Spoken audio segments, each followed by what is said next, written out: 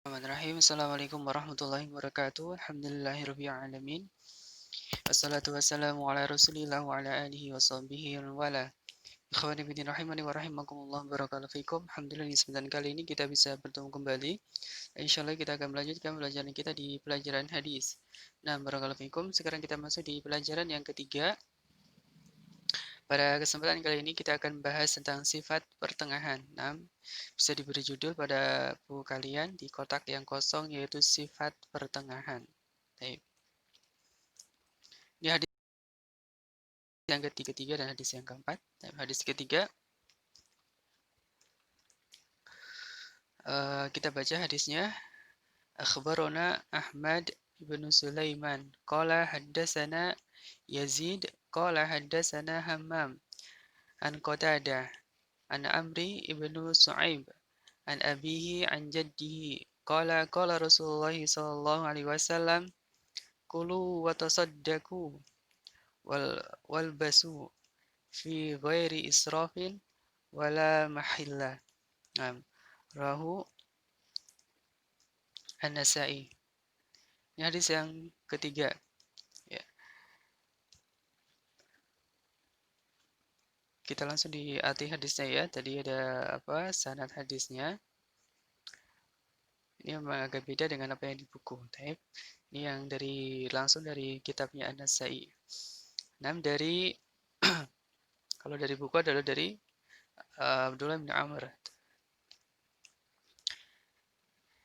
Berkata Rasul sallallahu alaihi wasallam, makanlah, bersedekahlah dan berpakaianlah ya fi ghairi israf wala mahillah ya, tanpa berlebih-lebihan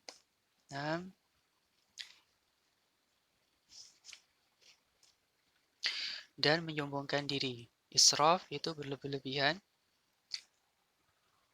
wala makhillah itu adalah menyombongkan diri. Nah, ini hadis yang ketiga tentang anjuran dari Rasulullah SAW untuk makan, kemudian bersedekah dan berpakaian itu tanpa berlebih-lebihan. Artinya makan, minum, bersedekah, berpakaian adalah secukupnya saja. Nah, kemudian hadis yang keempat. An Abi Hurairah radhiyallahu anhu qala qala Rasulullah sallallahu qalu ya Rasulullah ya. An Abi Hurairah radhiyallahu anhu qala qalu ya Rasulullah innaka tuda'ibuna qala inni la aqulu illa haqqa ya. Qala Abu Isa hada hadisu hasanun sahihun. Dari Abu Hurairah radhiyallahu anhu berkata, manusia berkata, wahai Rasulullah, apakah engkau bercanda dengan kami? Ya, maka beliau menjawab, sesungguhnya aku tidaklah mengatakan kecuali kebenaran. Tidaklah aku mengatakan sesuatu kecuali kebenaran. Nah, barakallahu fikum. Ada hadis yang keempat, mengandung makna bahwasanya Rasulullah SAW juga bercanda, tetapi bercandanya Rasulullah SAW itu ya tidak berucap kecuali kebenaran. Nah, ini tentang adab bercanda. Ya, walaupun bercanda tidaklah terucap kecuali kebenaran, bukan dusta. Nah, barakallahu fikum. Baik, kita masuk ke selanjutnya. Hadis Tirmizi ya. Nah, nomor 1990. Kita ada makna dan juga bimbingan hadis. Yang pertama, sifat pertengahan dan lurus merupakan petunjuk Nabi Muhammad SAW dalam segala hal ya. Baik itu urusan ibadah ya maupun dalam kebiasaan sehari-hari. Ya, itu hendaklah kita ya selalu bersifat pertengahan. Artinya tidak berlebihan. Ya, tidak berlebihan dan juga tidak sangat-sangat kurang, tapi yang cukup. Nah, sesuai dengan kebutuhan. Ya. Dan larangan untuk berdusta walaupun dalam keadaan bercanda. Ya. Jadi kita kalau bercanda pun tidak boleh berdusta. Ya. Nah, Rasulullah SAW itu juga bercanda, tapi bercandanya beliau tidaklah ya berucap kecuali kebenaran. Tidak seperti di zaman ini banyak orang-orang bercanda, tapi banyak kedustaan di dalamnya karena tujuannya hanya ingin ya mencari kesenangan, hanya ingin mencari keriduan manusia ya, agar dianggap lucu biasanya. Nah, maka bercanda tetapi di situ ada banyak kedustaannya. Nah, tetapi kita ya kalau ingin bercanda juga jangan sampai ya ada unsur dusta di dalamnya. Ya, tetap dalam hal kebenaran. Nah, barakallahu fikum. Sebagai contohnya Nabi Muhammad SAW ketika datang seorang nenek-nenek ya yang berkata kepada Rasulullah SAW bertanya, ya Rasulullah, apakah saya ya nenek-nenek ini akan masuk surga? Maka Rasul menjawab, sesungguhnya di surga tidak ada nenek-nenek. Nah, Rasul menjawab, sesungguhnya di surga tidak ada nenek-nenek. Nah, maka sang nenek tadi pun menangis, ya. Berarti nenek-nenek tidak masuk surga. Nah, ini Rasulullah SAW melihat perempuan tersebut ya menangis, maka beliau pun tersenyum. Ya, ini merupakan bentuk bercanda. Ya, wahai nenek, ya, memang betul di surga itu tidak ada nenek-nenek. Sebabnya, ya semua yang masuk surga akan kembali muda. Nah, barakallahu fikum. Jadi, nenek-nenek tersebut pun paham maksud Rasulullah SAW bahwasanya ya memang ya nenek-nenek tidak ada di surga. Maksudnya semua yang masuk surga akan kembali muda. Dan nenek-nenek tersebut tentunya ya semua nenek yang ada di dunia ini ya punya kesempatan untuk masuk surga.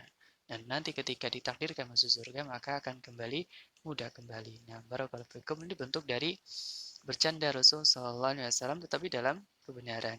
Nah, kemudian tentang praktik dan perilaku keseharian ya. Untuk melakukan ibadah sesuai dengan prinsip pertengahan tadi ya, tidak berlebihan. Ya. Prinsip pertengahan itu adalah ya sesuai dengan contoh Nabi Muhammad SAW. Ya, itulah sudah sifat pertengahan adalah sesuai dengan ya teladan Nabi Muhammad SAW. Kemudian menjauhi sikap melampaui batas dan kesombongan dalam segala perkara. Tidak boleh melampaui batas.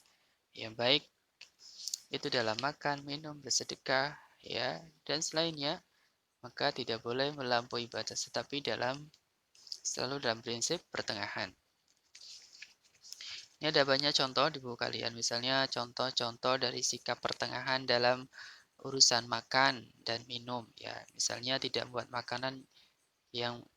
makanan yang melebihi kebutuhan, ya makan ketika lapar, ya, kemudian ya makan sesuai dengan sunnah Nabi Muhammad SAW. Ini contoh sikap pertengahan dalam makan dan juga minum. Kemudian sikap pertengahan dalam berpakaian, misalnya menjauhkan diri dari sikap sombong dan merasa hebat. Ya, ya pakaian sesuai dengan apa? Nah, sesuai dengan apa yang dituntunkan oleh Rasul SAW, menutup aurat, ya, dan selainnya. Dan juga sikap pertengahan dalam ibadah, yaitu misalnya ya kita menjalankan ibadah sesuai dengan ya apa yang dicontohkan oleh Rasul SAW. Nah, dan juga tidak melakukan perkara yang baru dalam ibadah. Nah, ini diantara sifat pertengahan ya. Kemudian untuk meladani Nabi Muhammad SAW dalam segala perkara. Karena itu adalah sifat pertengahan dan itu adalah sumber dari apa? Diterimanya amal. Nah, baik. Kemudian kita masuk di biografi perawi hadis. Ya, Abu Hurairah tadi ya, hadis yang keempat. Beliau adalah namanya Abdurrahman bin Sakhr ad-Dausi dari Yaman ya. Nama beliau Abu Hurairah. Panggil apa? Nama aslinya adalah Abdurrahman bin Sakhr ad-Dausi. Beliau meninggal tahun 57 di Madinah. Nah, beliau masuk Islam pada tahun ke-7 Hijriah pada perang Khaybar. Beliau adalah sahabat yang paling banyak meriwayatkan hadis, ada sekitar 5.374 ya. Di antara sebab ya beliau sangat banyak meriwayatkan hadis padahal waktu beliau bersama Nabi itu sangat singkat. Nah, di antara sebabnya adalah beliau selalu ya menyertai Nabi dalam keadaan apapun. Jadi beliau meluangkan waktu ya untuk selalu berada di sekitar Nabi Muhammad SAW. Dan tentunya dia akan banyak mendengar dari ucapan Nabi. Kemudian yang lainnya dari sebab yang paling utama adalah beliau ya Abu Hurairah pernah didoakan oleh Nabi agar tidak lupa dari hafalannya. Jadi ketika diucapkan oleh Nabi, Nabi berucap itu langsung dihafal dan hafalan Abu Hurairah itu tidak hilang.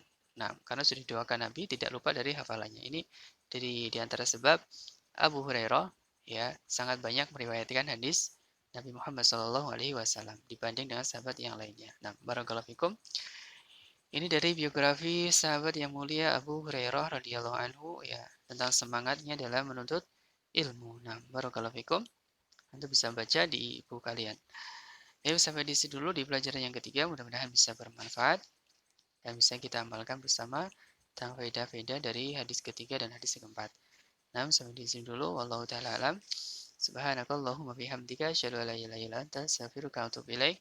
Assalamualaikum warahmatullahi wabarakatuh.